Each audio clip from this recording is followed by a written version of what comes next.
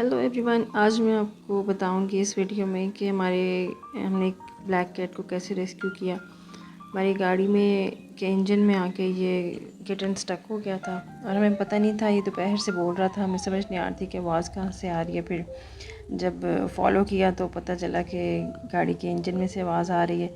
Bonnet में बंद था ये, और इसको हमने काफ़ी घंटों की मेहनत और कोशिशों के बाद रेस्क्यू किया।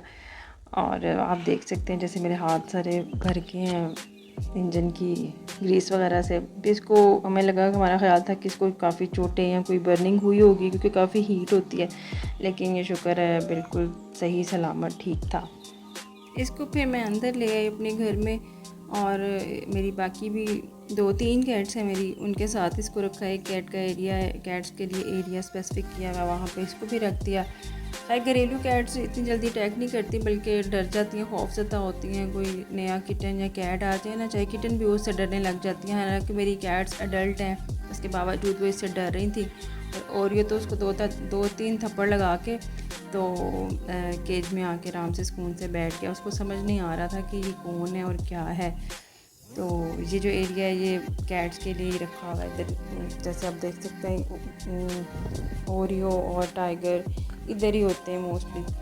अब वो इसको भी चूँकि इधर रखा हुआ था, वो देख के ओरियो तो बड़ा परेशान हो रहा था कि ये क्या चीज़ है। और ये जो किटन है इसको भी थोड़ा सा डर लग रहा था, लेकिन ये थोड़ी देर बाद ना उनके पास जाके बैठ जाता था। अब ये केज में बैठ गया, इसको वहाँ पे सेफ़ फील हुआ। टाइगर तो डर के कोने में बैठ गया, वो तो बिल्कुल नहीं पास आता। और ओरियो जो है वो थोड़ी देर बाद उसके पास बैठ के देखता था। अब ये सुबह हुई, फिर उसको खाना शाना डाला, तो अब ओरियो की वही क्यूरियोसिटी बहुत बड़ी हुई थी और उसको समझ नहीं आ रही थी कि मैं क्या करूं। अब किटन को शायद लग रहा था कि ये मेरी माँ है, वो बार बार उसके पास होने की कोशिश करता था, उसके पास जाके जिस्म के साथ लग के बैठने की कोशिश करता था। उसको लगा कि शायद ये मेरा कोई अपना है।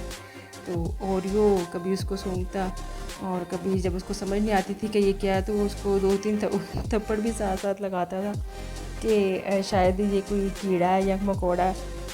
बस ओरियो तो काफ़ी देर तक उसके साथ लगा रहा और हम भी काफ़ी इंजॉय करते रहे। वो भी ना भागे, ओरियो भी बस उसके साथ ही लगा रहा।